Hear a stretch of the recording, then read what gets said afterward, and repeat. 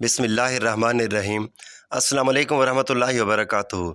دوستو، حضرت عمر فاروق رضی اللہ تعالی عنہ کے دور خلافت میں جب ایران فتح ہوا تو ایران کے آخری بادشاہ یزدگرد کی بیٹی حضرت شہر بانو رضی اللہ تعالی عنہ جنگی قیدی بن کر مال غنیمت میں آئی۔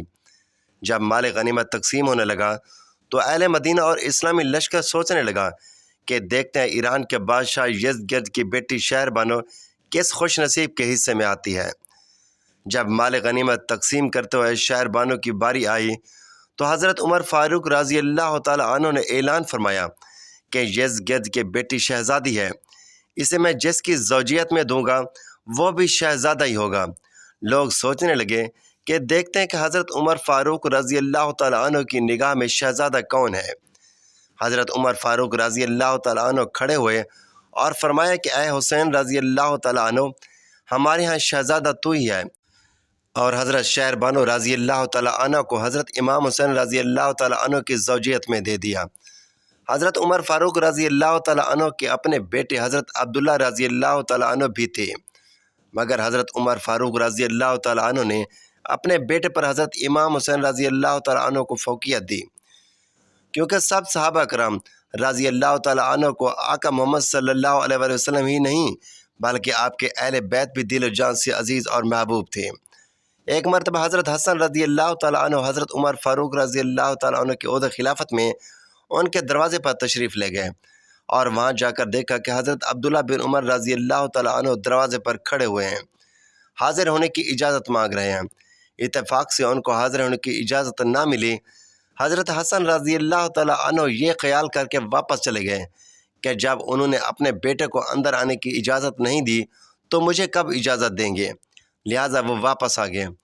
حضرت عمر فاروق رضی اللہ تعالی عنہ کو معلوم ہوا کہ حضرت حسن رضی اللہ تعالی عنہ اس خیال سے واپس چلے گئے ہیں تو آپ فوراً حضرت حسن رضی اللہ تعالی عنہ کے پاس تشریف لے گئے اور فرمایا کہ مجھے آپ کے تشریف لانے کی اطلاع نہ تھی۔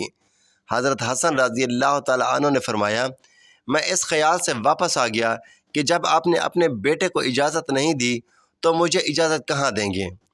یہ سن کر حضرت عمر فاروق رضی اللہ تعالی عنہ نے فرمایا، آپ جب بھی تشریف لایا کریں تو بغیر اجازت کے اندر آ جایا کریں۔ دوستو، حضرت عمر فاروق رضی اللہ تعالی عنہ بیت المال کے حوالے سے حضرت عمر فاروق رضی اللہ تعالی عنہ اور حضرت امام حسین رضی اللہ تعالی عنہ کا ایک دلچسپ واقعہ مورخین نے لکھا ہے، جیسے ان دو بزرگوں کے باہمی تعلقات اور محبت و ادب کا اندازہ کیا جا سکتا ہے۔ حضرت عمر فاروق رضی اللہ تعالی عنہ نے وظائف میں درجہ بندی کر رکھی تھی، جبکہ حضرت ابو بکر صدیق رضی اللہ تعالی عنہ اس درجہ بندی اور گریڈ سسٹم کے قائل نہیں تھے، اور وہ بڑے چھوٹے یا فضیلت کا لحاظ کیے بغیر سب کو برابر وظیفے دیا کرتے تھے۔ مگر حضرت عمر رضی اللہ تعالی عنہ نے درجہ بندی کر کے گریڈ سسٹم بنا دیا اور فضیلت کے حساب سے 5-6 درجے کر کے ان کے مطابق وظیفہ دیا کرتے تھے۔ اسی تقسیم میں انہوں نے حضرت حسین رضی اللہ تعالی عنہ کا وظیفہ اپنے بیٹے حضرت عبداللہ بن عمر رضی اللہ تعالی عنہ سے زیادہ رکھا تھا، جبکہ گریڈ سسٹم کے مطابق وہ دونوں ایک ہی درجے میں شمار ہوتے تھے۔ اس پر حضرت عبداللہ بن عمر رضی اللہ تعالی عنہ نے اپنے والد محترم حضرت عمر فاروق رضی اللہ تعالی عنہ سے ایک موقع پر شکوہ کیا کہ آپ مجھے حسین رضی اللہ تعالی عنہ سے کم وظیفہ دیتے ہیں، حالانکہ ہم دونوں کو برابر وظیفہ ملنا چاہیے۔ روایات میں ہے حضرت عمر رضی اللہ تعالی عنہ نے اس پر ناراضگی کا اظہار کیا اور فرمایا کہ تم حضرت حسین رضی اللہ تعالی عنہ کے ساتھ برابری کی بات کیسے کر رہے ہو؟ تم عمر رضی اللہ تعالی عنہ کے بیٹے ہو اور وہ رسول اللہ صلی اللہ علیہ وآلہ وسلم کا نواسہ ہے۔ اگر آج تمہارا باپ امیر المومنین ہے تو حضرت حسین رضی اللہ تعالی عنہ کے نانا کی برکت سے ہے، اس لیے اس سوچ کو ذہن سے نکال دو۔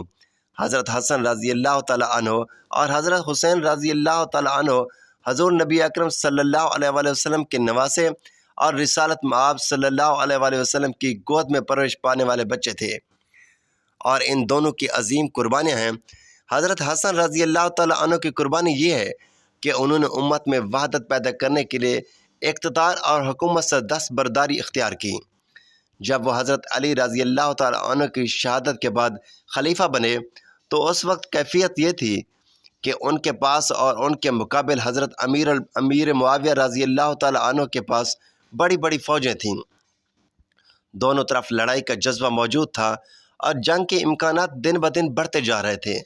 حضرت امیر معاویہ رضی اللہ تعالی عنہ نے حضرت حسن رضی اللہ تعالی عنہ کو صلح کا پیغام بھیجا اور پیشکش کی کہ وہ جو شرائط بھی لاگو کریں گے وہ منظور کر لی جائیں گی۔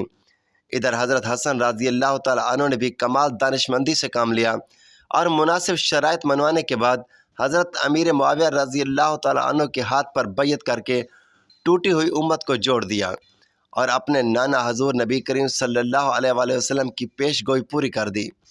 حدیث میں ہے کہ آن حضرت صلی اللہ علیہ وآلہ وسلم نے ایک موقع پر جمعۃ المبارک کے خطبہ کے دوران اپنے نواسے کو گود میں لے کر یہ ارشاد فرمایا تھا کہ میرا یہ بیٹا سردار ہے اور اس کے ذریعے اللہ تعالیٰ مسلمانوں کے دو بڑے گروہوں کے درمیان صلح کرائیں گے۔ حضرت حسن رضی اللہ تعالیٰ عنہ نے اقتدار کی قربانی دے کر اور خلافت سے دستبردار ہو کر حضور نبی اکرم صلی اللہ علیہ وآلہ وسلم کی اس پیش گوئی کی تکمیل کر دی۔ وہ کمزور نہیں تھے، اگر وہ لڑنا چاہتے تو بڑی بڑی خوفناک جنگ برپا ہوتی، اور حضرت حسین رضی اللہ تعالیٰ عنہ کی قربانی بھی بہت بڑی تھی اور بہت بڑے مقصد کے لیے تھی۔ انہوں نے صرف اپنی جان کا نذرانہ پیش نہیں کیا بلکہ اپنا پورا خاندان ذبح کرا دیا۔ لیکن انہوں نے ایسا کیوں کیا؟ اس لیے کہ وہ یزید کو اس منصب کا اہل نہیں سمجھتے تھے جس پر اس سے پہلے حضرت ابو بکر رضی اللہ تعالیٰ عنہ، حضرت عمر فاروق رضی اللہ تعالیٰ عنہ، حضرت عثمان رضی اللہ تعالیٰ عنہ، حضرت علی رضی اللہ تعالیٰ عنہ اور حضرت امیر معاویہ رضی اللہ تعالیٰ عنہ فیض رہ چکے تھے۔ حضرت امام حسین رضی اللہ تعالیٰ عنہ خلافت کی اس معیار کو قائم رکھنا چاہتے تھے اور اس کے لیے میدان میں آئے تھے، حتیٰ کہ انہیں اپنے خاندان سمیت جام شہادت نوش کرنا پڑا۔ اللہ تعالیٰ سے دعا ہے کہ اللہ تعالیٰ ہم سب کو ان کے نقش قدم پر چلنے کی توفیق عطا فرمائے، آمین یا رب العالمین۔ ناظرین، یہ تھی ہماری آج کی ویڈیو۔ اچھی لگی ہو تو ویڈیو کو لائک کریں، شیئر کریں، چینل کو سبسکرائب کریں تاکہ ہر آنے والی اس طرح کی معلوماتی ویڈیو سب سے پہلے آپ تک پہنچیں۔ تو ناظرین، اگلی ویڈیو تک کے لیے اجازت دیجیے۔ اللہ حافظ۔